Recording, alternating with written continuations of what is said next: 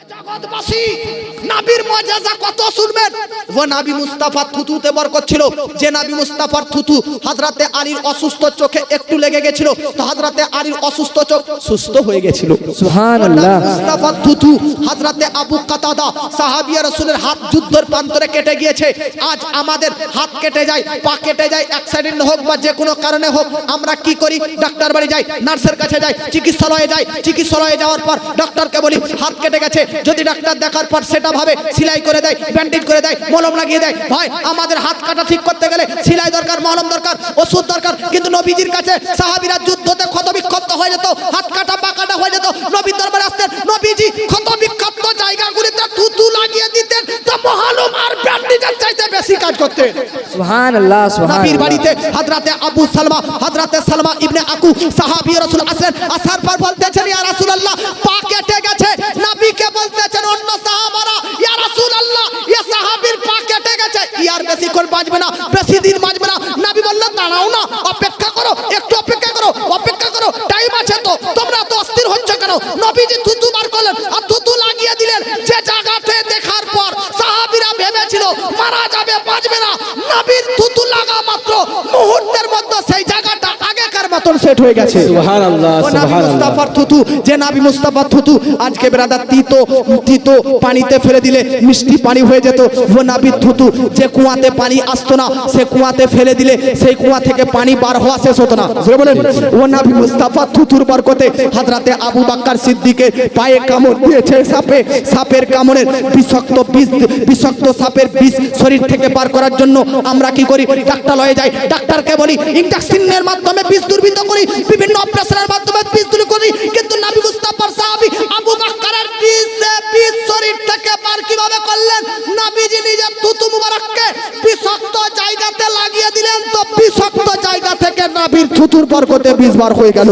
জগৎবাসী আপনাদেরকে বলতে চাই, ইয়ে কোন মুস্তাফা? ইয়ে তো সেই মুস্তাফা যে মুস্তাফা থুতুতে এত বরকত। সে নবী মুস্তাফার ঘামের মুবারকের মধ্যেও বরকত রয়েছে, যে নবী মুস্তাফার ঘাম থেকে খুশবু ছড়াতো। সুবহানাল্লাহ।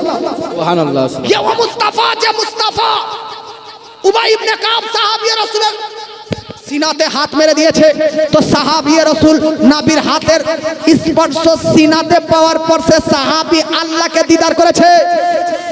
ও নবী মুস্তাফা হযরতে আবু হুরায়রা রাদিয়াল্লাহু তাআলা আনহুর মা, তিনার জন্য দোয়া করলেন হাত তুলে। যে আবু হুরায়রা আসলেন নবীর কাছে, সাহাবী বলতেছে, ইয়া রাসূলুল্লাহ আমার মা ঈমান আনে না, ইসলাম গ্রহণ করে না। আমার বড় আফসোস হয় যে আমার মা ইসলাম গ্রহণ করেনি, মুসলমান নয়। নবী বলতেছে, তোমার মাকে তুমি জান্নাতি বানাতে চাও, মুসলিমা বানাতে চাও? তো হ্যাঁ, নবী একবার দোয়া করে দিলেন, আল্লাহুম্মা হদি উম্মি আবি হুরায়রা, ইয়া আল্লাহ আবু হুরায়রা মাকে হেদায়েত দাও। আবু হুরায়রাকে বলে বাড়ি যাও।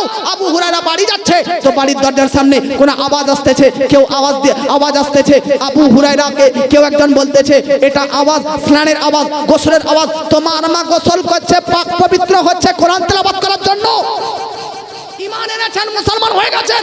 ও নবী যিনার দুয়ার বরকতে অসুস্থ ব্যক্তি সুস্থ হতেন, ও নবী যিনার দুয়াতে আজকে মৃত ব্যক্তি জিন্দা হতেন। আপনাকে বলতে চাই, ইয়ে ও মুস্তাফা যিনার হাজার হাজার মুজিজা আমরা মেনে নিয়েছি, no doubt, no question, no প্রশ্ন, বিনা ভয়ে নির্দ্বিধায় নবীর অন্যান্য মুজিজাগুলো যেমন মেনে নিয়েছি, এক রাত্রে মেরাজে যাওয়া, মেরাজ থেকে ঘুরে আসা, এটাও অন্যান্য মুজিজার মতন মেনে নিয়েছি।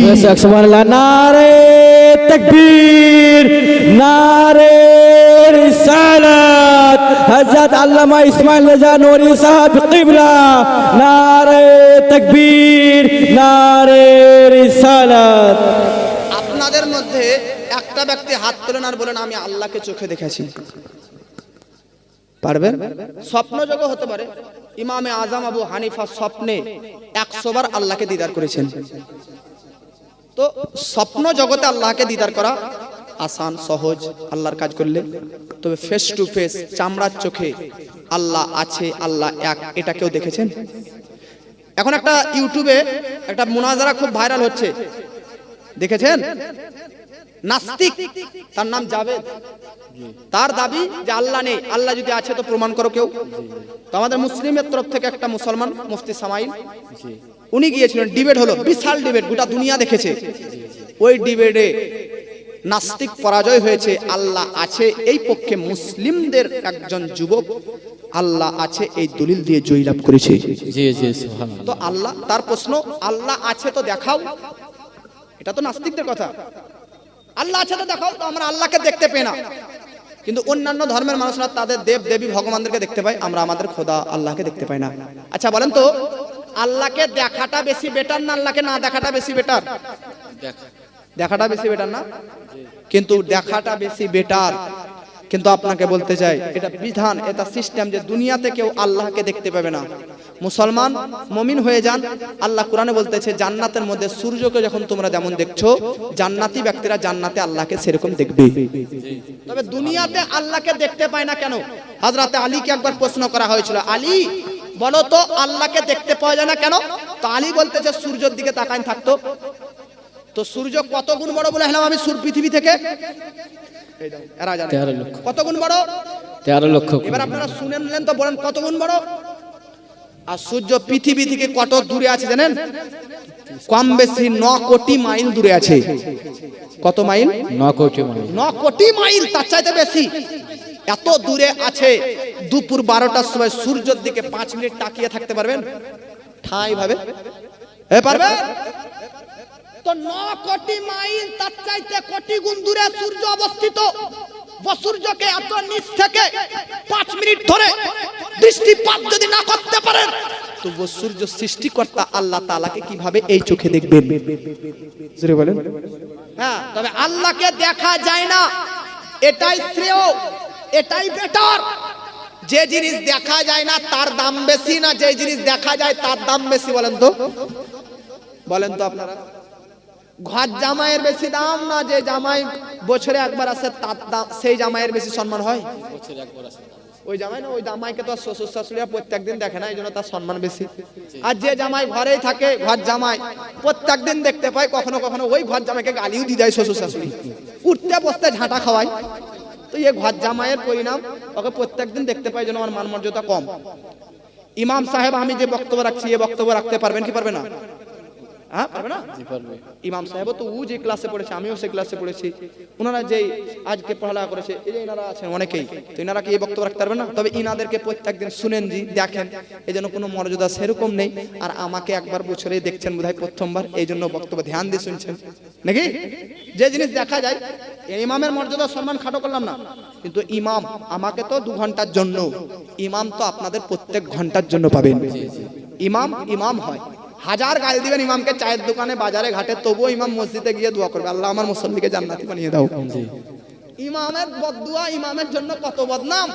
হ্যাঁ, বেকার ইমাম, আর ওই ইমাম ওই মুসল্লির জন্য নামাজের পানিতে দোয়া করবে যে আল্লাহ জান্নাত বানাও। শুনেন, যেটা বলছিলাম, এই যে জিনিস দেখা যায় না তার গুরুত্ব বেশি, যে জিনিস দেখা যায় তার গুরুত্ব একটু কম হয়। এবার আপনারা, এটা তো একটা মজার ছলে হলো, একটু টেকনোলজি সাইডে আসুন। আচ্ছা বলেন তো, পানির বেশি দাম না হাওয়ার বেশি দাম? এই জোরে বলেন। হাওয়ার না পানির? পানির না হাওয়া? এক জায়গাতে বলেছি তো লোক বলছে পানির দাম বেশি, আর আরেকজন বলছে হাওয়া। তো শুনেন, পানি দাম বেশি নয়, পানির চাইতে হাওয়ার দাম বেশি। কেন? রোজা মাসে সাহারির টাইম থেকে ইফতার কম বেশি 10 থেকে 12 ঘন্টা পানি না পান করেও মানুষ থাকতে পারে, কিন্তু ওই রোজা মাসে সাহারির টাইম থেকে ইফতার পর্যন্ত হাওয়া থেকে অক্সিজেন যদি না নিয়ে থাকেন, তো ইফতারের টাইমে জানাজা বার হবে আপনার নাকি? ওই হাওয়াকে দেখতে পাওয়া যায় না পানিকে?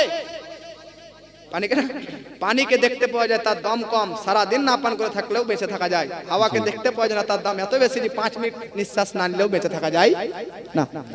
হাওয়াকে দেখতে যদিও বা না পাওয়া যায়, অনুভব করা যায়, স্পর্শ করা যায়। হাওয়াকে একটু টাচ, স্পর্শ, অনুভব করা যায়।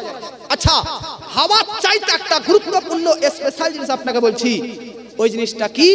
যে জিনিস দেখা যায় না, সেই জিনিসটা যদি আপনার শরীরে, হাওয়া তো 5 মিনিট না পেলেও বাঁচবেন, কিন্তু যে জিনিসটার কথা বলছি, ওই জিনিসটা আপনার শরীরে যদি 1 সেকেন্ডের জন্য বেরিয়ে যায়, তাহলে মারা যাবেন। ওটা আবার দেখা যায় না। ওটা কি? ওটার নাম হচ্ছে রূহ, আত্মা। আল্লাহ কোরআনের মধ্যে বলছে, ইয়াসআলুনাকা আনির রূহ কুলির রূহ মিন আমরি রাব্বি। রূহ হচ্ছে আল্লাহর একটা হুকুম, এজন্য রূহকে দেখা যায় না। শরীর থেকে রূহ যদি বার হয়ে যায়, আপনি আমি বাঁচবো? এই জোরে বলেন, বাঁচবো না। তার হাওয়া দেখা যায় না, তার গুরুত্ব 5 মিনিট না পেলে বাঁচতে পারবো না। হাওয়া চাইতে দামি রূহ যাকে 2 সেকেন্ড 1 সেকেন্ড না পেলেও বাঁচবে না, ওয়া হাওয়া ওয়া রূহ ওয়া পানি ওয়া জাহান ওয়া বাহান, এই সকল কিছুর বানানে ওয়ালা আল্লাহকে দেখতে পায় না, সে আল্লাহর কতটা দাম হতে পারে। জি বেশক সুবহানাল্লাহ, জোরে বলেন সুবহানাল্লাহ। এজন্য দেখা যায় না, এটাই শ্রেয়, এটাই বেস্ট। জোরে বলেন। দেখা যদি আল্লাহকে যেত, আল্লাহর যদি ছবি থাকতো, বর্তমান যুগে অন্যান্য ধর্মের দেব দেবীদের ছবি পেপারে যে কোনো খাতাতে, তো একটা দোকানদার পেপার বিক্রি করলো একটা দেবীর ছবি দিয়ে, ওই দেবীর ছবি যে পেপার পাইনেওয়ালা পড়লো, তারপর তো আর কোনো পেপার রেখে লাভ নেই, পেপারটা দোকানে বিক্রি করে দিল, ঝালমুড়ির দোকানে। ঝালমুড়িওয়ালা পেপারটাকে ভালো করে ছিনলো, দেবীর ছবি যেখানে আছে ওইটাই ঝালমুড়ির প্যাকেট হয়ে গেল। ঝালমুড়ি যে কিনলো তাকে ওই দেবীর ফটো, দেব দেবতার ফটোওয়ালা প্যাকেটে ঝালমুড়ি দিল, ও ওর কাজ ঝালমুড়িটা খেয়ে নিল, প্যাকেটটা কি করবে, আর বাড়িতে নিয়ে যাবে না, প্যাকেটটা ডাস্টবিন ড্রেনে ফেলে দিল, দেবীর ছবি ওই ড্রেনে গিয়ে বেয়াদবি হলো না আদব হলো? বেয়াদবি হলো, বেয়াদবি হলো। তো ইয়ে আমাদের রব, আমাদের সৃষ্টিকর্তার ছবি নেই, দেখতে পাই না, এটাই। আর ঈমান কার নাম? দেখে বিশ্বাস করার নাম ঈমান নয়, দেখে মানার নাম ঈমান নয়। সূরা বাকারা আপনি পড়েন, আল্লাযীনা ইউমিনুনা বিল গায়ব, ঈমান তো তার নাম, না দেখে বিশ্বাস করার নাম হচ্ছে ঈমান। আল্লাহ নেই, এটাই তো ঈমানদারের পরিচয়। আল্লাহকে দেখা যায় না, আল্লাহ দেখা যায় না, তো আল্লাহ আছে না নাই? আছে যারা মানবে তারা ঈমানদার, নাই যারা বলবে তারা হচ্ছে বেঈমান। আছে যারা বলবে কিয়ামতের দিন তারা দেখতে পাবে, নাই যারা বলবে কিয়ামতের দিন জান্নাতের শান্তি নামবে, জাহান্নামের অন্ধকারে ঢুকে যাবে। আপনারা আল্লাহ আছে এই পক্ষে নাকি? জোরে বলেন, আল্লাহ আছে না নাই? আছে। সাগর নদী আর পাহাড়ে বনে পাখিদের গুন গুন গুন চরণে, সাগর নদী আর পাহাড়ে বনে পাখিদের গুন গুন গুন চরণে, ভেসে আসে ওই সুমধুর গান, ভেসে আসে ওই সুমধুর গান, ভেসে আসে ওই সুমধুর গান, চারিদিকে শুধু আল্লাহর জয়গান। আল্লাহ মহান, আল্লাহ মহান, আল্লাহ মহান, আল্লাহ মহান। জোরে বলেন। সাগর নদী আর পাহাড়ে বনে পাখিদের গুন গুন গুন চরণে, সাগর নদী আর পাহাড়ে বনে পাখিদের গুন গুন গুন চরণে, ভেসে আসে ওই সুমধুর গান, ভেসে আসে ওই সুমধুর গান, চারিদিকে শুধু আল্লাহর জয়গান। আল্লাহ মহান, আল্লাহ মহান, আল্লাহ মহান, আল্লাহ মহান। জোরে বলেন সুবহানাল্লাহ, সুবহানাল্লাহ। বাবা আচ্ছা, আল্লাহকে যখন কেউ দেখতে পায়নি ফেস টু ফেস, সামনাসামনি, তখন নবী কেন দিদার করলেন? আল্লাহ নবীকে কেন নিজের দিদার দিলেন? একটা তো কারণ থাকবে, শুধু শুনলে হবে না যে আল্লাহ নবী দিদার করেছে, রিজেন্ট কারণ কি এটাও জানবেন, তাহলে আপনার দিলে কথাটা বসে যাবে, এই অন্তরে কথাটা সেট হবে। শুনেন, আল্লাহ আদম থেকে ঈসা পর্যন্ত কোন নবীকে নিজের দিদার দেয়নি। হযরত মুসা আলাইহিস সালাম জানেননি, কুরআন পড়েননি, হযরতরা পড়েননি। মুসা নবী বলতেছে রব্বি আরনি আনজুর ইলাইক, হে আল্লাহ তোমার দেখা দাও, রিকোয়েস্ট আবেদন, রব্বি হে রব আরনি দিদার দাও, আনজুর ইলাইক তোমার দর্শন দাও। রিকোয়েস্ট করার পর আল্লাহর তরফ থেকে আওয়াজ আসলো, এ মুসা লান তারানি, তুমি কখনোই আমাকে দেখতে পাবে না। জোরে বলেন। দুনিয়াতে থাকাকালীন দেখতে পাবে না, ইন্তেকাল করার পর কবরের জগতে জান্নাতের মধ্যে দেখতে পাবে। জোরে বলেন। তাহলে কেউ আল্লাহকে দেখতে পায়নি, আমার নবীকে আল্লাহ নিজের দিদার দিলেন কেন? আপনার একটা কারণ থাকবে কি থাকবে না? আচ্ছা, আপনারা কালমা পড়েন কি বলে বলেন তো একবার, আরেকজন বলেন মাশাআল্লাহ। দ্বিতীয় কালমা বলেন, আচ্ছা একটা তালবি ইলম বলেন দ্বিতীয় কালমা। দেখলেন, তালবি ইলম বললাম সবাই বলতে লাগলো, আর আপনাদেরকে বারবার বলার পর সব একজন বললেন, তার মানে কেউ জানেন না নাকি গো? আর আমার মনে হচ্ছে এখানে সবাই জানে কিন্তু বলে না। আচ্ছা আপনারা এবার আমার সঙ্গে বলেন, আশহাদু আল্লাহ ইলাহা ইল্লাল্লাহ। এটার মানে কি? আশহাদু মানে আমি সাক্ষ্য দিচ্ছি, আমি গবাহি দিচ্ছি, লা ইলাহা ইল্লাল্লাহ, আল্লাহ ছাড়া আর কোনো উপাসনার যোগ্য নেই, অর্থাৎ আল্লাহ ছাড়া আর কোনো মাবুদ নাই। আছে না? ইবাদত এক আল্লাহরই করি না আরো হাজার জনের বলেন তো? মাবুদ কাকে বলা হয়? মাবুদ কাকে বলা হয়? যার ইবাদত করা যায় তাকে মাবুদ। তাহলে বলুন আমরা কার ইবাদত করি, কার পূজা করি? এক আল্লাহর। কারো ইবাদত করতে পারি না, হ্যাঁ অন্য মাখলুককে সম্মান করি, কিন্তু ইবাদত হবে কার? জোরে বলেন কার? এ বাবা, পৃথিবীর মধ্যে প্রত্যেকটা নবী, আদম নবী আসার পর বলেছে আশহাদু, সাক্ষ্য দিচ্ছি লা ইলাহা ইল্লাল্লাহ, আল্লাহ এক, আল্লাহ ছাড়া আর দ্বিতীয় কোনো মাবুদ নেই। হযরতে আদমের এটাই বক্তব্য। হযরতে নূহ নবী এসেছে, তিনিও বলেছে আশহাদু, সাক্ষ্য দিচ্ছি আল্লাহ এক। নূহ নবীর পর ইব্রাহিম, ইসমাইল, মুসা, ঈসা, সুলাইমান, দাউদ, ইয়াকুব, ইউসুফ, প্রত্যেকটি নবী, প্রত্যেকটি পয়গম্বর, প্রত্যেকটি রাসূল সবাই সাক্ষ্য দিয়েছে আল্লাহ এক। জোরে বলেন। সব নবী সাক্ষ্য দিয়েছে। আল্লাহ কটা বলেন? এই বলেন। আচ্ছা আপনাদের এই বহরমপুরে কোর্ট আছে, কোর্ট, হ্যাঁ স্টেশনের নাম আছে একটা কোর্ট দেখলাম, বহরমপুর কোর্ট, ওইখানে কোর্ট আছে নাকি? আচ্ছা কোর্ট আপনারা কেউ গিয়েছেন? সবাই যাচ্ছেন? কেউ না কেউ অপরাধ করেছেন বলে গিয়েছেন নাকি? অপরাধ না করলেও আধার কার্ড, ভোটার কার্ড ঠিক করতেও গিয়েছেন? জি। আচ্ছা আচ্ছা, কোর্টে যখন যাবেন দেখবেন একটা জজ থাকে, থাকে কি থাকে না, একটা উকিল থাকে। আমাদের গ্রামের এক ব্যক্তি চুরি করেছে, তো চুরি করেছে, কোর্টে নিয়ে যাওয়া হয়েছে। তো বিচার স্থানে জজ জিজ্ঞাসা করছে উকিলকে যে উকিল, এই ছেলেটা যে চুরি করেছে, তো কেউ কেউ বলছে চুরি করেছে, কেউ কেউ বলছে চুরি করিনি, কেউ কেউ বলছে চুরি করেছে, কেউ কেউ বলছে চুরি করেনি। তো উকিলকে জজ বলছে একটা উইটনেস, একটা সাক্ষ্যদাতা যে সাক্ষী দিবে, এরকম একটা সাক্ষী আনতে বলুন খুঁজে, যে সে চুরি করেনি এটা সাক্ষ্য দিবে। তো উকিল বলতেছে চোরের বাড়ির কেউ আছে? এক ব্যক্তি হাত তুলেছে, হ্যাঁ। তুমি এসো, আর সাক্ষ্য দিতে পারবে কি যে ই চুরি করেনি তা? হ্যাঁ চালাই। উইটনেস বক্সে আসার পর বলতেছে, হ্যাঁ আমি সাক্ষ্য দিচ্ছি এই ব্যক্তি চুরি করেনি। তো জজ বলছে সাক্ষ্য দেওয়ার জন্য দুটো জিনিস দরকার, একটা চোখে দেখা, আর একটা ঘটনা স্থানে উপস্থিত থেকে কানে শোনা, চোখে দেখা। চুরি করেনি বা চুরি করেছে, তুমি কি ঘটনা স্থানে ছিলে, নিয়ে চোখে দেখেছো? তো ও ব্যক্তি বলছে আমি যেখানে চুরি করেছে যে ও ওখানে ছিল, আমি ওখানে ছিলাম না, পাড়া প্রতিবেশীর লোক বলা বলি করছিল যে অমুক ব্যক্তি চোর, এই জন্য আমিও বলছি যে ও চোর।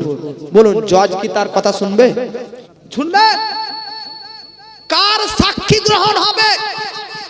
মার্ডার করতে আপনি কাউকে চোখে দেখবেন, কানে শুনবেন, তবে আপনার সাক্ষী দেওয়া জজ গ্রহণ করবে। লোকের বলা বলি, লোকের গুজবের কথা তো জজ শ্রবণ করবে না। তো বেরাদার যে কোনো জিনিসের, যে কোনো বিষয়ে সাক্ষ্য দিতে গেলে সেই জিনিসটাকে দেখা জরুরি। মার্ডারকারী মার্ডার করেছে, চোখে দেখেছি, তাহলে মার্ডার করা এটা প্রমাণ হবে। চুরি করা চোখে দেখেছি, তাহলে চুরি করা সাক্ষ্যটা সম্পূর্ণ হবে, গ্রহণ হবে। ভাই আপনাদেরকে এবার বলতে চাই, আদম নবী দুনিয়াতে আসার পর বলেছে আল্লাহ এক, নূহ নবী বলেছে আল্লাহ এক, ইব্রাহিম নবী বলেছে আল্লাহ এক, সব নবী বলেছে আল্লাহ এক। এখন নাস্তিকরা প্রশ্ন করতেছে সব নবী তো বলতেছে আল্লাহ এক, আল্লাহ এক, কেউ কি আল্লাহকে চোখে দেখেছো? কেউ কি আল্লাহকে দেখেছো? আরে যাকে দেখা যায় না তাকে মানা যায় না, যেটা দেখা যায় সেটা মানা যায়। সাক্ষ্য তো তখনই সম্পূর্ণ হবে, সাক্ষী দেওয়া তো তখনই সম্পূর্ণ হবে যখন সাক্ষী দাতা চোখে দেখবে। আল্লাহ রব্বুল আলামিনের বিধান, দুনিয়াতে কেউ আল্লাহকে দেখতে পাবে না, কিন্তু নাস্তিকদের প্রশ্ন আল্লাহকে কেউ কি দেখেছো? যে তোমরা সব সাক্ষ্য দিচ্ছ আল্লাহ এক, তো এই জন্য আমার নবীকে আল্লাহ নিজের কাছে ডেকে দিদার দিলেন, দর্শন দিলেন। আল্লাহ বললেন এ মুস্তাফা তুমি আমাকে দেখে নাও। তোমার দেখা মানে আদম নবীর এক আল্লাহর গওয়াহি সাক্ষ্য দেওয়া সুসম্পন্ন হয়ে যাবে। নূহ নবীর এক আল্লাহ বলা এটা সম্পূর্ণ হয়ে যাবে। হযরত ইব্রাহিম নবীর এক আল্লাহ বলা সাক্ষ্য এটা সুসম্পন্ন হয়ে যাবে। তার মানে নবীকে এই জন্য আল্লাহ নিজের দিদার দিলেন যে আল্লাহ এক, এটা বাস্তবই আছে। এই সাক্ষ্যটা দুনিয়ার সম্পূর্ণ হয়, সঠিক হয়, এটার জন্য আল্লাহ মেরাজের রাত্রিতে নবীকে নিজের দিদার দিলেন। আচ্ছা, ওয়াজ তো বহুতক্ষণ ধরে হচ্ছে, একটা গজল বলি, গজল হয় না, একটা গজল বলবো, একবার দরুদ পাঠ করেন। আল্লাহুম্মা সাল্লি আলা সাইয়্যিদিনা মাওলানা মুহাম্মদ ওয়া আলা আলি সাইয়্যিদিনা মাওলানা মুহাম্মদ। রহে দিল, বিরহে দিল পুড়ে ছাড়খাড়, যে আমার ইয়া রাসূলুল্লাহ, আমার কেউ নেই তুমি ছাড়া সাহারা ইয়া রাসূলুল্লাহ। সুবহানাল্লাহ, মাশাআল্লাহ, সুবহানাল্লাহ। বিরহে দিল পুড়ে ছাড়খাড়, বিরহে দিল পুড়ে ছাড়খাড়, যে আমার ইয়া রাসূলুল্লাহ, বিরহের দিল পুড়ে ছাড়খাড়, যে আমার ইয়া রাসূলুল্লাহ, আমার কেউ নেই তুমি ছাড়া সাহারা ইয়া রাসূলুল্লাহ। কত জনে দেখে তোমায় কলিজা শীতল হয়ে যায়, কত জনে দেখে তোমায় কলিজা শীতল হয়ে যায়, কত জনে দেখে তোমায় কলিজা শীতল হয়ে যায়। আমাদের দাও না দিদার একবার ইয়া রাসূলুল্লাহ। আমিন, আমিন, আমিন। আপনারাও যদি দিদার চান তো ইয়া রাসূলুল্লাহটা বলবেন। আমাদের দাও না দিদার একবার ইয়া রাসূলুল্লাহ, আমাদের দাও না দিদার একবার ইয়া রাসূলুল্লাহ, আমার কেউ নেই তুমি ছাড়া সাহারা ইয়া রাসূলুল্লাহ। শুধু একবার দেখিতে চাই জীবনে আর যে চাওয়া নাই, শুধু একবার দেখিতে চাই জীবনে আর যে চাওয়া নাই। তুমি এই ওয়াসহায়দেরই, তুমি এই ওয়াসহায়দেরই সহায় গো ইয়া রাসূলুল্লাহ, আমার কেউ নেই তুমি ছাড়া সাহারা ইয়া রাসূলুল্লাহ। সুরে বলে সুবহানাল্লাহ, সুবহানাল্লাহ। বাবাজি, আচ্ছা আপনারা তো ওয়াজ শুনছেন, মক্কা থেকে নবীজির কত দূর পর্যন্ত সফর কোরআনে আছে মেরাজের? বাইতুল মুকাদ্দাস পর্যন্ত নাকি? আর বাইতুল মুকাদ্দাস থেকে আসমানে যাওয়া এটা হাদিসে আছে, আহাদিসে মুতামাদা মাশহুরা সহিহা থেকে। আচ্ছা, মেরাজের টাইমে আমার নবীজি কোন সওয়ারি ব্যবহার করেছিলেন আপনারা কি নাম বলতে পারবেন? স্টেজ নয়, আপনারা বলেন। বাহ, বুরাক। শুনেন, মেরাজে আমার নবীজি 5টা সওয়ারি ব্যবহার করেছিলেন। জোরে বলেন কয়টা? জোরে বলেন কয়টা? 5টা।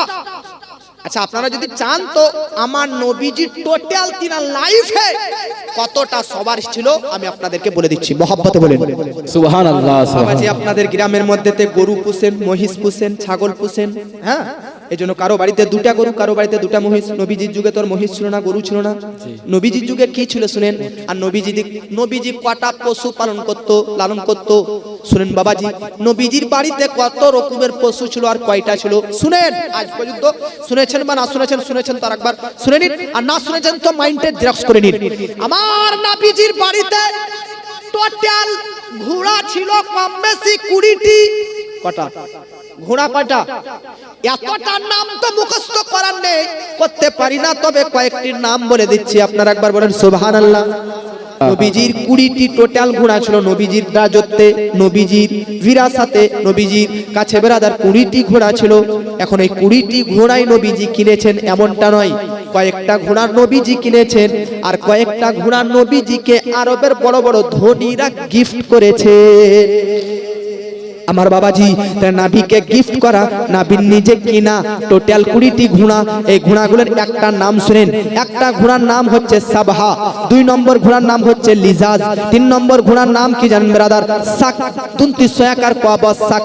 সাক 1 নম্বর ঘোড়া, সাবহা 2 নম্বর ঘোড়া, 3 নম্বর হচ্ছে লিজাজ, 4 নম্বর ঘোড়ার নাম হচ্ছে বাহার, 5 নম্বর ঘোড়ার নাম আল মুরতাজিজ, 6 নম্বর ঘোড়ার নাম নবীজির জরিব, 7 নম্বর ঘোড়ার নাম হচ্ছে লুহাইব, 8 নম্বর ঘোড়ার নাম হচ্ছে ব্রাদার ওয়ার্দ, 9 নম্বর ঘোড়ার নাম হচ্ছে মিরহ, 10 নম্বর ঘোড়ার নবীজির নাম হচ্ছে ইয়াবুব, 11 নম্বর ঘোড়ার নাম হচ্ছে ইয়াসুব, 12 নম্বর ঘোড়ার নাম হচ্ছে জুল্লিম্মা, 13 নম্বর ঘোড়ার নাম হচ্ছে জুলউকল ব্রাদার, 14 নম্বর ঘোড়ার নাম হচ্ছে মির্তাজাল, 15 নম্বর ঘোড়ার নাম হচ্ছে সিজিল, 16 নম্বর ঘোড়ার নাম হচ্ছে তিরিফ, 17 নম্বর ঘোড়ার নাম হচ্ছে নাজিব, 18 নম্বর ঘোড়ার নাম হচ্ছে মানদুব, 19 নম্বর ঘোড়ার নাম হচ্ছে তরিফ, আর 20 নম্বর ঘোড়ার নাম হচ্ছে ইয়াদুব।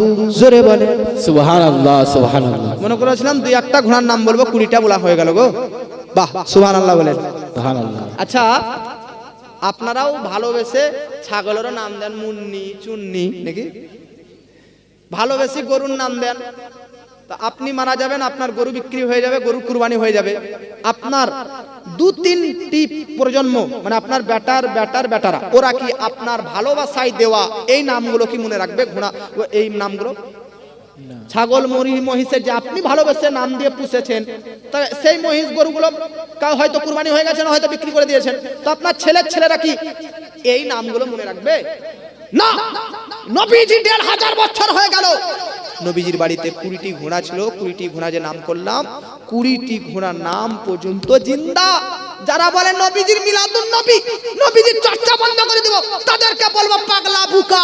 নবীজির বাড়িতে থাকা গৃহত পশু, পালিত পশু 20টি ঘোড়ার নাম যখন ইতিহাসের পাতায় আজ পর্যন্ত জিন্দা, নবীজির 20টি পশু ঘোড়ার নাম যখন কেউ মিটাতে পারেনি, কিয়ামত পর্যন্ত নবীর নামকে মিটাতে পারবে। সুবহানাল্লাহ সুবহানাল্লাহ, হক হে হক হে।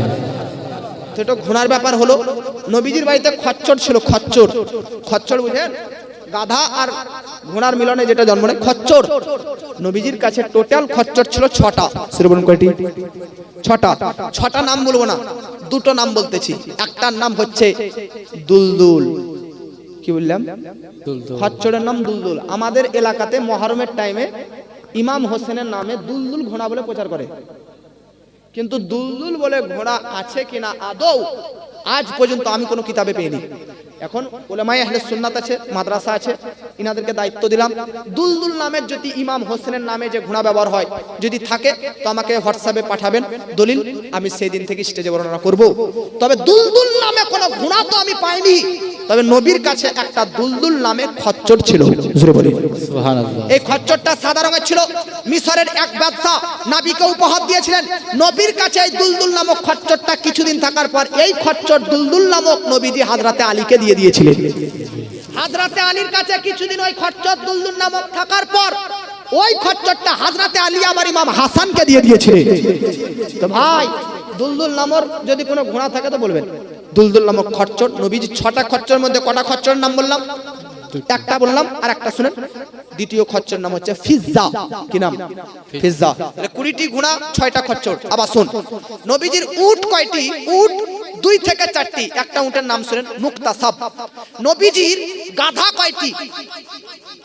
গাধা, গাধা নবীজির 2 থেকে 3টি। 2টি গাধার নাম শুনেন। একটা নবীজির গাধা বাড়িতে পশু, তার নাম উফাইর, আর আরেকটা গাধার নাম হচ্ছে ইয়াফুর। সুবহানাল্লাহ সুবহানাল্লাহ।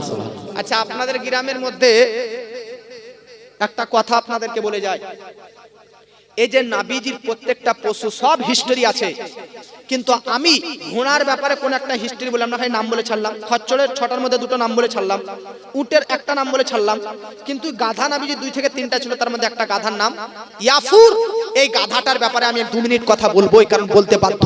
তার কারণ জানেন, আমার এখানে বাড়ি, তো ইমাম সাহেবের বাড়ি 5 কিলোমিটার দূরে। ইমাম সাহেবকে যদি আমি আমার বাড়িতে ডাকতে চাই তো কিভাবে ডাকবো? ইমাম সাহেবকে ফোন করে ডাকবো নাকি? ইমাম সাহেব ফোন যদি না থাকে তাহলে ইমাম সাহেবের কোনো একটা ছাত্রকে ইমাম সাহেবের বাড়ি পাঠাবো যে যান ইমাম সাহেবকে ডেকে আনেন।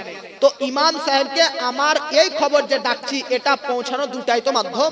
হয় ফোন না হলে কাউকে পাঠিয়ে, কথা ঠিক না ভুল? ঠিক আমার নবী সাল্লাল্লাহু তাআলা আলাইহি ওয়াসাল্লামের বাবাজি যেই জায়গাতে বাড়ি ছিল, গৃহ ছিল, ঘর ছিল, সেই জায়গা থেকে কোন সাহাবীর বাড়ি 2 কিলোমিটার দূরে, কোন সাহাবীর বাড়ি 3 কিলোমিটার দূরে, কোন সাহাবীর বাড়ি 4 কিলোমিটার দূরে, কোন সাহাবীর বাড়ি 5 কিলোমিটার দূরে।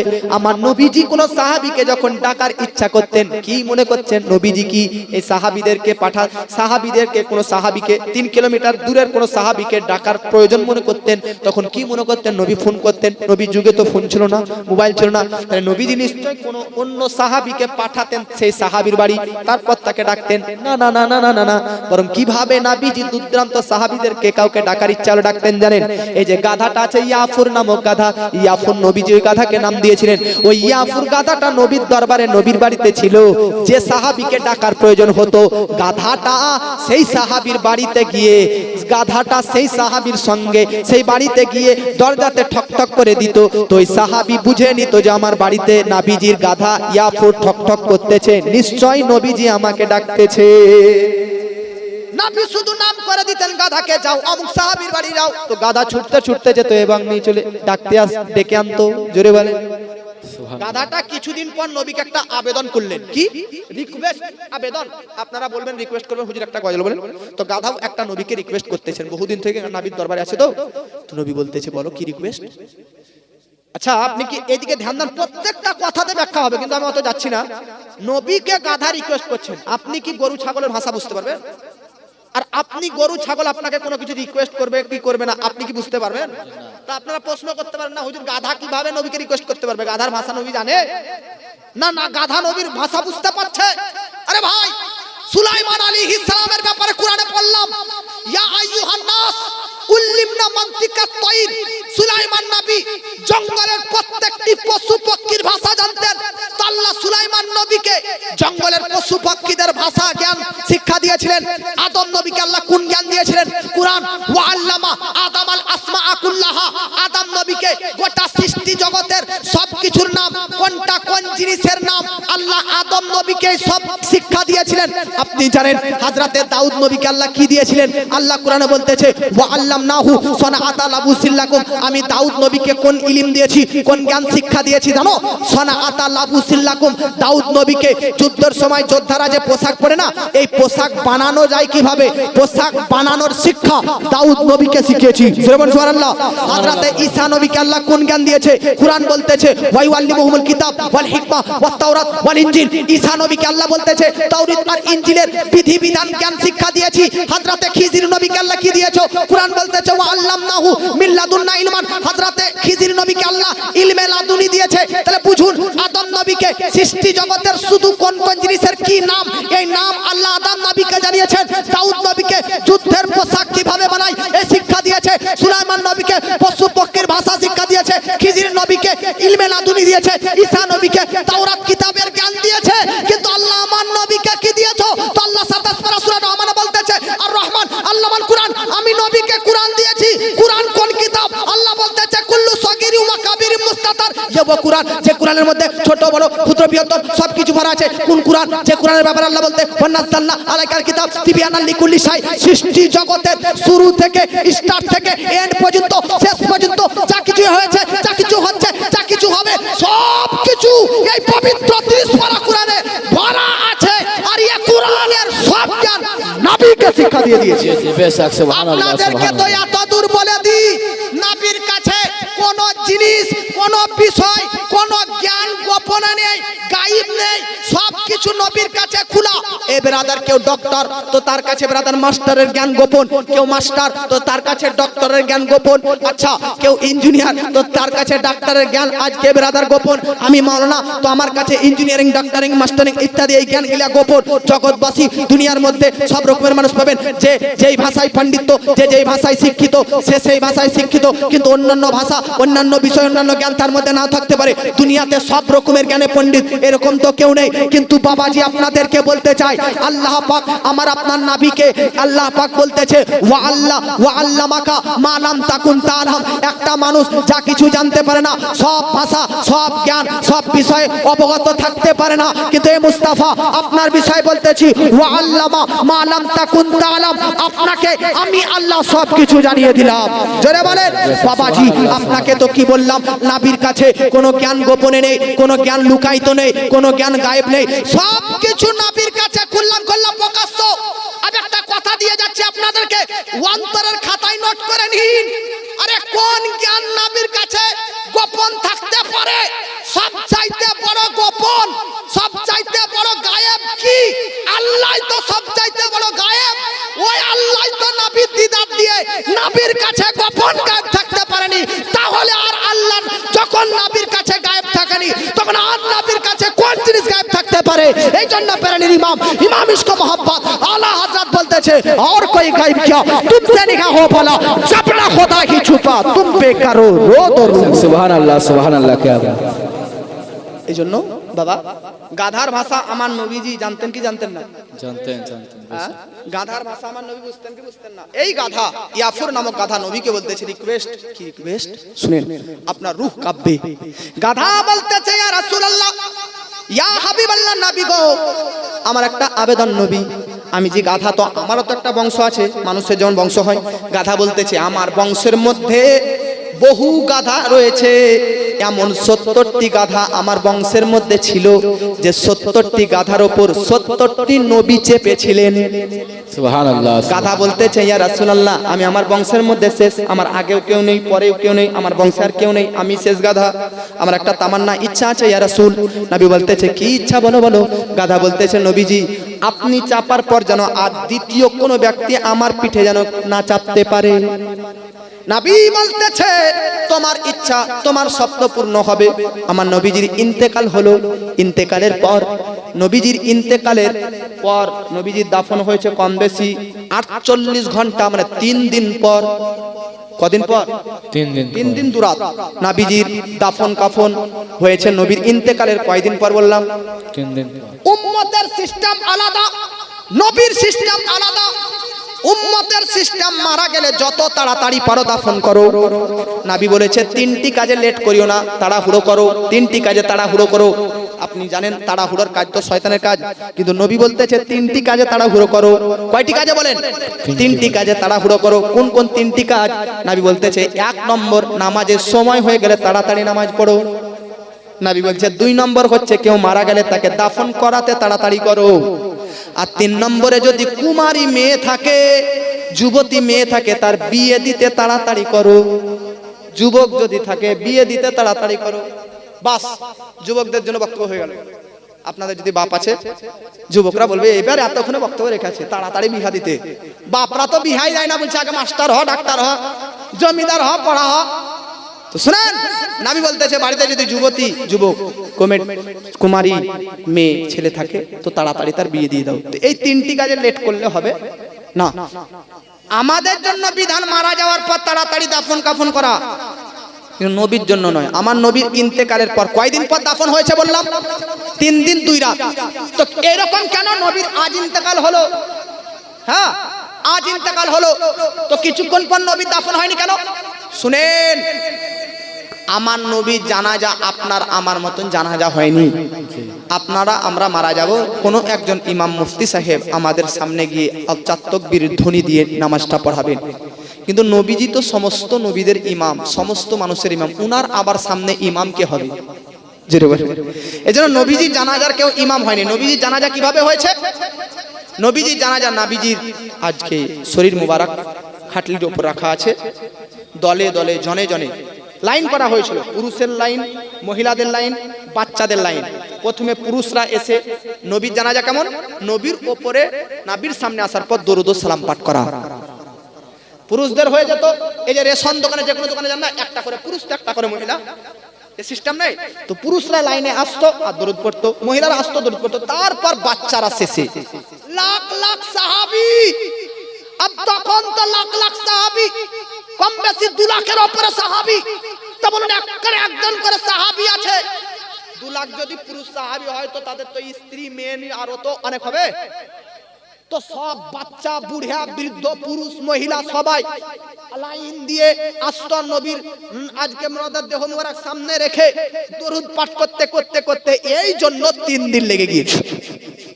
আর অনেকেই বলে যে নবীর ইন্তেকালের পর 3 দিন এই জন্য লেগেছিল যে নবীজির খেলাফত নিয়ে বোধহয় হয়েছিল, যে নবীর পরে কে খলিফা হবে, আবু বকর হবে না, উমর হবে না, ওসমান হবে না, আলী হবে, কে হবে, এই বিষয়ে বোধহয় এই বিষয়ে ঝামেলা হচ্ছে। না, এটা ভুল তথ্য।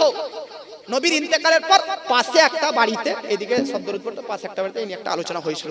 কেউ বলছিল নবীর পর খলিফা করা হোক উমারকে, কেউ বলছিল আবু বকরকে, কেউ বলছে ওসমানকে, কেউ বলছে আলীকে। সবার সিদ্ধান্ত হলো প্রথম খলিফা হিসাবে হযরতে উমারকে বানানো যাক। উমারকে সবাই বললো যে আপনি খলিফা, প্রথম খলিফা।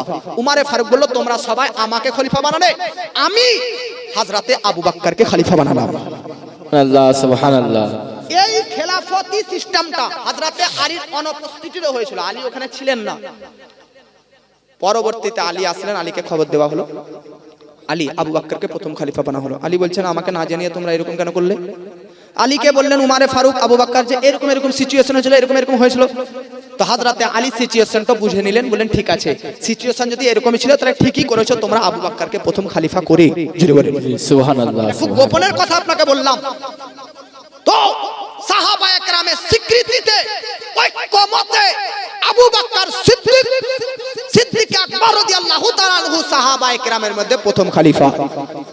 আমার নবী কোন সাহাবীর পিছনে, আমার নবীর পেছনে সব সাহাবী নামাজ পড়েছে, কিন্তু আমার নবী হযরতে আবু বকর সিদ্দিক সাহাবীর পেছনে নামাজ পড়েছে।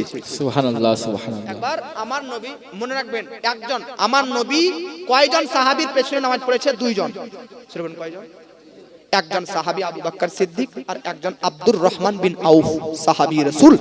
এই 2 জন সাহাবীর পেছনে আমার নবী মুক্তাদি হয়ে নামাজ পড়েছে।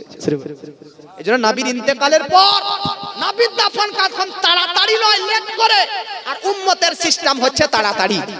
নবী আর উম্মত কি এক? এজন্য বলেন এক। আপনার আমার মারা যাবার পর আমাদের স্ত্রী বউয়েরা কতদিন পর বিয়ে করতে পারবে? ধরে নিন স্বামী মারা গেল, তো স্ত্রী কতদিন পর অন্য জায়গায় বিয়ে করতে পারবে?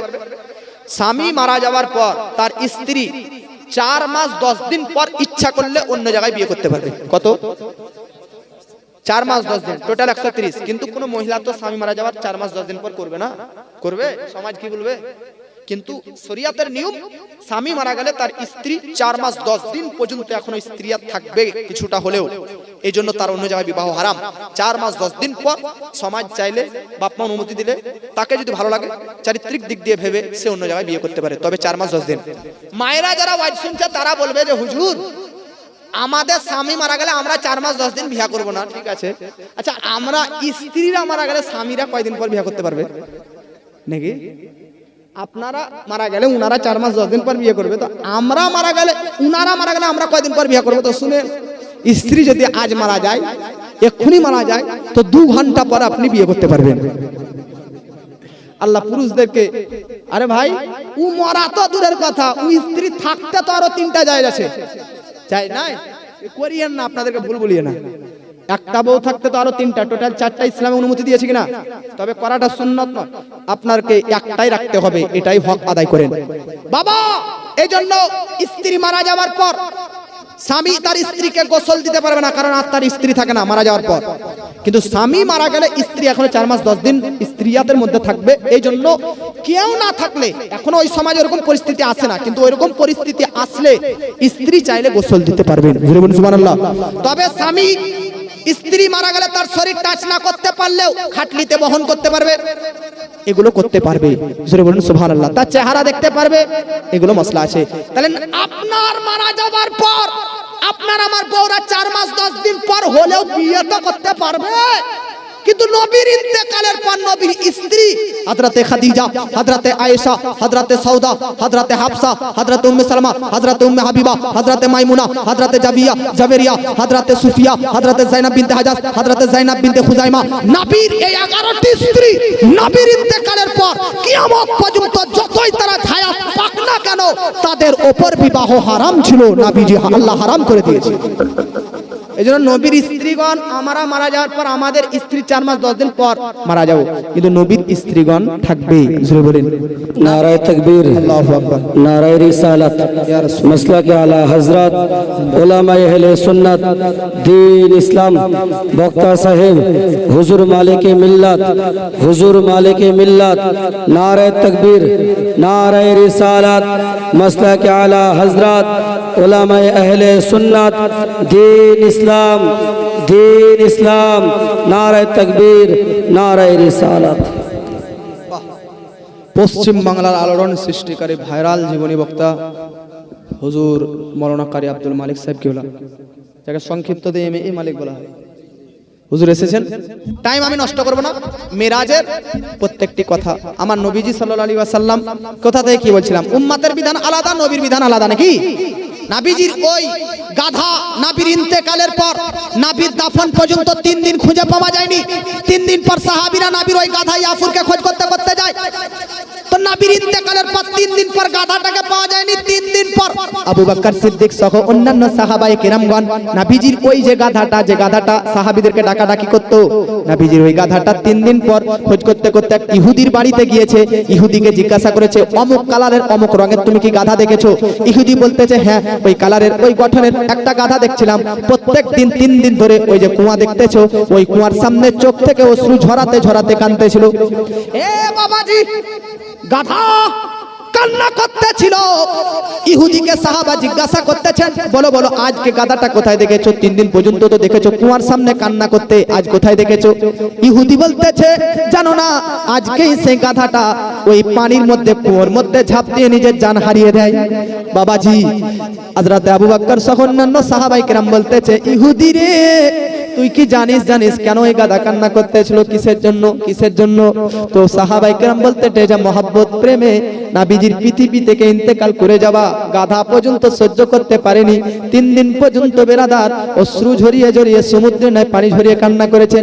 শেষ প্রান্তে গাধাটারও তামান্না ছিল কেউ যেন পিঠে না চাপে, আর এটাও নবীজির পৃথিবী থেকে ইন্তেকাল করা প্রকাশ্য সহ্য না করতে পেরে জানটা পর্যন্ত কুয়োর মধ্যে ঝাঁপ দিয়ে হারিয়ে দেয়। এ মুসলমান আমার, নাবির বাড়ির পশু যদি নাবির পৃথিবী থেকে ইন্তেকাল করা সহ্য না করতে পারে, তো নাবির বেটি মা ফাতিমা কতটা কষ্ট করেছে, নাবিজির সাহাবা কতটা কষ্ট পেয়েছে, একবার হলেও এটা ভাববেন। যাক, বক্তব্য আগে বাড়াচ্ছি না। নাবিজির গাধা, উট এগুলো শুনলেন, তবে নাবিজির উটনি হচ্ছে 25টি। যেরকম কয়টি? যে উটনিটার পিঠে চেপে নাবি মক্কা থেকে মদিনা হিজরত করেছিলেন, ওই উটনির নাম কাসওয়া। ব্রাদার, এই হচ্ছে নাবিজির পশু, নাবিজির পালিত পশুর নাম। তার মধ্যে একটা হচ্ছে বোরাক। নাবিজি বোরাকে সফর করেছিলেন মক্কা থেকে ফিলিস্তিন পর্যন্ত। মেরাজের সফর, বোরাকে কতটুকু সফর? মক্কা থেকে ফিলিস্তিন 40 রাতের রাস্তা, এক রাতে এই বোরাকে চেপেছিলেন। আর বাইতুল মুকাদ্দাস থেকে প্রথম আসমান পর্যন্ত নবী নূরের সিঁড়িতে গিয়েছিলেন। প্রথম আসমান থেকে 7 আসমান পর্যন্ত ফারিস্তাদের কাঁধে, 7 আসমানের পথ থেকে লামাকা পর্যন্ত জিবরিলের কাঁধে, আর জিবরিলের লামাকার পথ থেকে আল্লাহর কাঁধ পর্যন্ত নবী একাই গিয়েছিলেন। সুবহানাল্লাহ, সুবহানাল্লাহ। ইয়ে হচ্ছে নবীর সফরের সঙ্গী। 5টা সফরে আরোহণ বাছিল। বাস, মেরাজের ব্যাপারে বহু ওয়াজ শুনবেন হুজুরদের মুখে, ব্রাদার শুনবেন। আমারও বহুত কথা ছিল, শেষ করলাম এখানে, ইতি করলাম। আর আপনারা ব্রাদার যদি আমার বক্তব্যের মধ্যে ভুল ত্রুটি হয় তো সবাই আল্লাহর নিকট ক্ষমা প্রার্থী হন। ব্রাদার সবাই উচ্চ স্বরে বলুন, আস্তাগফিরুল্লাহ রাব্বি মিন কুল্লি যামবি ওয়া আতুবু ইলাইহি। একটা উর্দু গজলের ফরমাইশ আছে, রঙ্গে রাসা। अब ওটা পাঠ করতেছি। উর্দু তো চাচা বাবারা বুঝবে না, যুবকরা বুঝবে, তবে স্টেজে ওলামা যতদূর বুঝবে ওনাদের রিকোয়েস্ট পড়তেছি। একটা ছন্দ বাংলা বলে, আমি ওই একটা ছন্দ, মাত্র 2টো ছন্দ, একটা উর্দু একটা বাংলা বলে শেষ। বলুন ইয়া রাসূলুল্লাহ, ইয়া রাসূলুল্লাহ। আর মহব্বত বলুন ইয়া রাসূলুল্লাহ, ইয়া রাসূলুল্লাহ। চেহারা চেহারা নূরেতে ভরা আদর্শ কুরআনে পারা। সুবহানাল্লাহ, নবীজির, সুবহানাল্লাহ। নবীজি চেহারা নূরেতে ভরা আদর্শ কুরআনে পারা, কে সারা জগতে নবী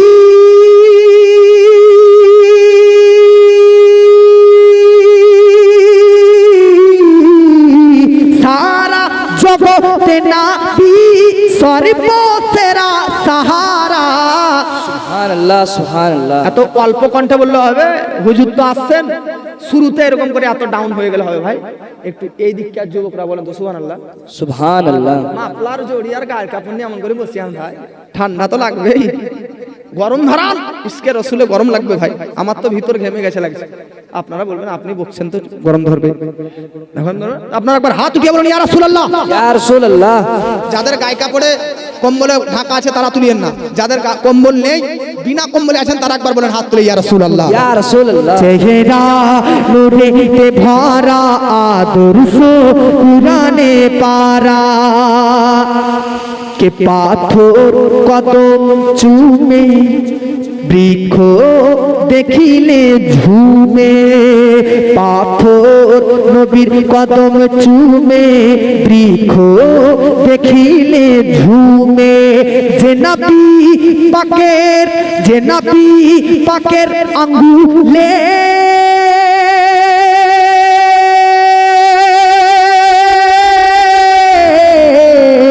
যে নবী পাকের আঙ্গুলে প্রবাহিত পানির ধারা, চেহারা নূরেতে ভরা আদর্শ কুরআনে পারা।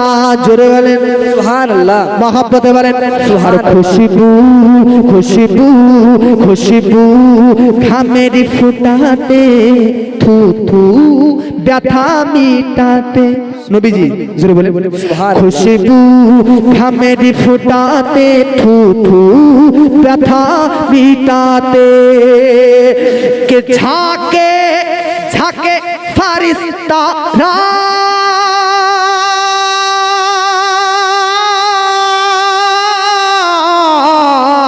ঝাঁকে ঝাঁকে ফারিস্তারা ঝাঁকে ঝাঁকে ফারিস্তারা দরুদ পড়ে নবীর ওপর পারা।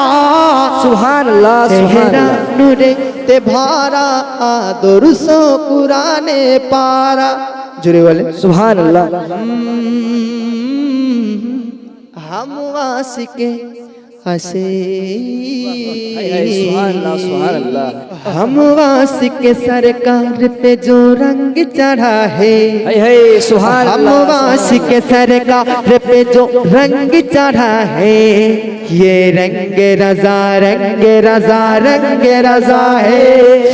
हम आशिके सरकार पे जो रंग चढ़ा है, ये रंग रजा रंग रजा रंग रजा है, ये रंग रजा रंग रजा रंग रजा है।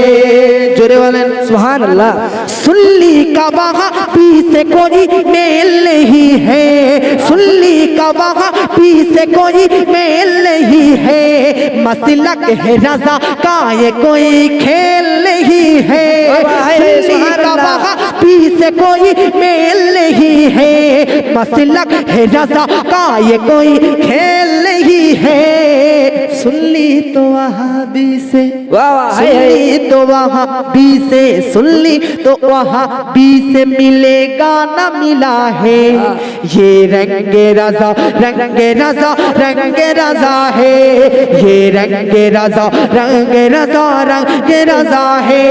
लाका ये खरीदार की सूरत में जमाना सुभानअल्लाह डाल दे दुनिया का खजाना। लाका ये खरीदार की सूरत में जमाना, कदमों में कोई डाल दे दुनिया का खजाना। सुभानअल्लाह सुभानअल्लाह। दीवाना गंगाधरी का, दीवाना शेख पारा का, दीवाना शेख पारा का बिकेगा न बिका है, ये रंग रजा रंग रजा रंग रजा है। अस्सलामु अलैकुम व रहमतुल्लाह।